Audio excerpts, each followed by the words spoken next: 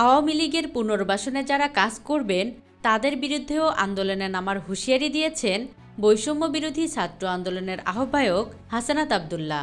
তিনি বলেছেন, এই বাংলাদেশে যদি আওয়ামী লীগকে পুনর্বাসন করতে হয় তাহলে আমাদের রক্তের উপর দিয়ে সেই পুনর্বাসন হবে। বাংলাদেশে হয় ফ্যাসিবাদ থাকবে, না হয় আমরা থাকব।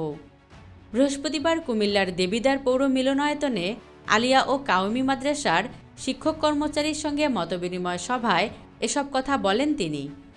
হাসানাত আব্দুল্লাহ বলেন, যারা ভোটের জন্য আওয়ামী লীগকে পুনর্বাসন করাতে চান তারা জাতীয় স্বার্থের সঙ্গে বেইমানি করছেন।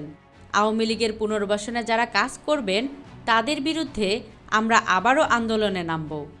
তিনি বলেন, যারা ভোটের রাজনীতির জন্য আওয়ামী লীগকে পুনর্বাসিত করতে চাচ্ছেন তারা কি ভুলে গেছেন গত 16টি বছর আওয়ামী লীগ আপনার উপর কী পরিমাণ নির্যাতন করেছে, কী পরিমাণ মামলা হামলা ও জুলুম করেছে?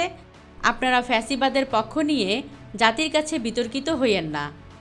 হাসানাত আব্দুল্লাহ আরও বলেন, গণহত্যার মাধ্যমে আওয়ামী লীগ এদেশের মানুষের কাছে একটি ঘৃণ্য চক্রে পরিণত হয়েছে। তারা আলেম ওলামাদের ওপর ব্যাপক নির্যাতন করেছে।